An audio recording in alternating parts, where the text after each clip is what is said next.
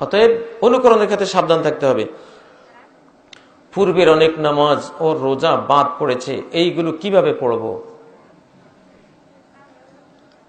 যিনি আগে নামাজই ছিলেন না, নামাজ পড়তেন না, 10 বছর চলে গেছে, এখন বয়সকালে জানতে পেরেছেন, নামাজ শুরু করেছেন, এই জাতীয় ক্ষেত্রে পূর্বের যে 10 বছর নামাজই পড়েননি তিনি, ওগুলোর কাজা নেই। কারণ কাজা হলো একটা সুযোগ, একটা পারমিশন, একটা সুযোগ দেয়া। যেমন ছাত্র ফেল করেছে এক বিষয়ে, সরকার অনুমতি দিল যে ঠিক আছে তুমি এক বিষয়ে আবার পরীক্ষা দিয়ে নাও, তাহলে 9 বিষয়ে যে তোমার পাস আছে ওটার সাথে একসাথে হয়ে তোমার পাস হয়ে যাবে। তাহলে এক বিষয়ে পরীক্ষা দেওয়ার অনুমোদনটা একটা সুযোগ, তো নামাজ কাজাও একটা সুযোগ। এই সুযোগটা শুধু 2 ক্ষেত্রে সরিয়ে দিয়েছে সহিহ বুখারী সহিহ মুসলিমে। সেটা কি?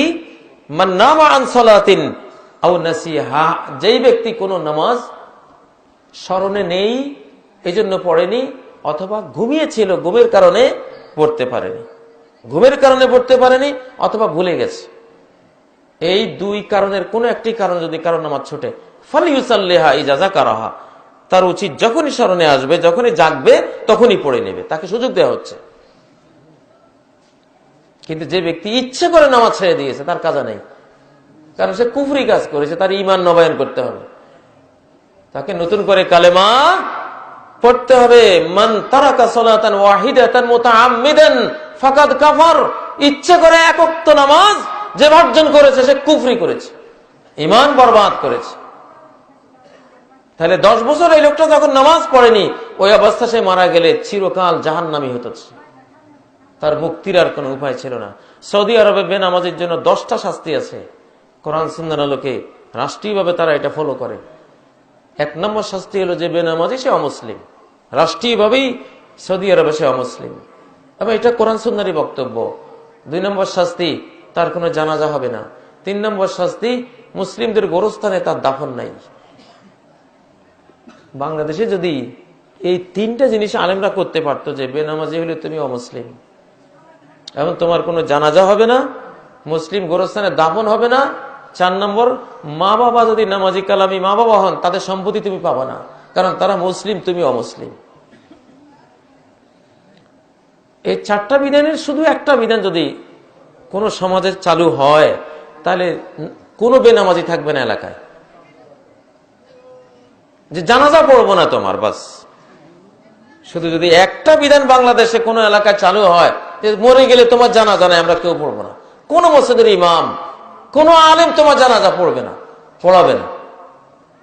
আমরা লক্ষ্মীপুর জেলায় এক এলাকায় এটা করেছিলাম, করার পরে দেখা যায় আগে মসজিদ খালি ছিল, এখন মসজিদ ভরে, বারান্দা ভরে, সামনের মাঠ ভরে যায়, পরে রাস্তা সহ গাড়ি ঘোড়া বন্ধ হয়ে যায়। কি জানাজা পড়বে না যদি আমি মারা যাই?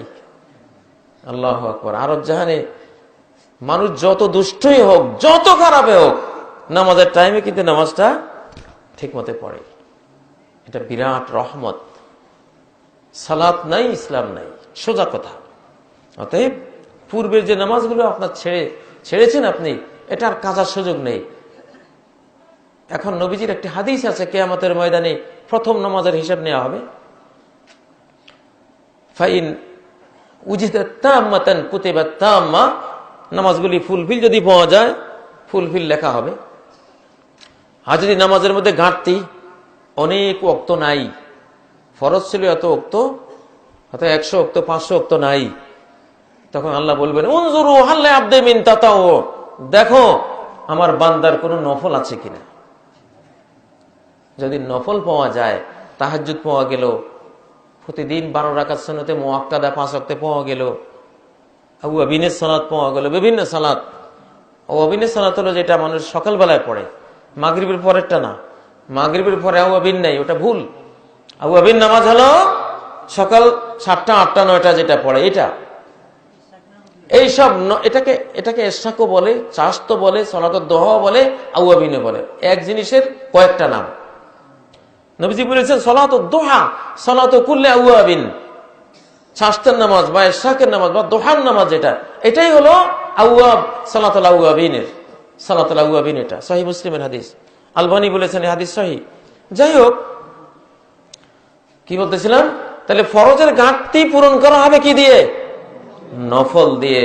ফরজ জাকাতে যদি ঘাটতি হয়, নফল সাদাকা জাকাত দিয়ে ঘাটতি পূরণ করা হবে।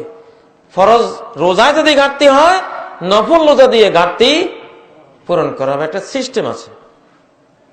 অতএব নামাজ কাজার ক্ষেত্রে ইচ্ছে করে যেগুলো কাজা হয়েছে, এখন উচিত প্রচুর পরিমাণে নফল আদায় করা। আল্লাহ তাআলা নফল দিয়ে আপনার ওগুলো ঘাটতি পূরণ করবেন ইনশাআল্লাহ।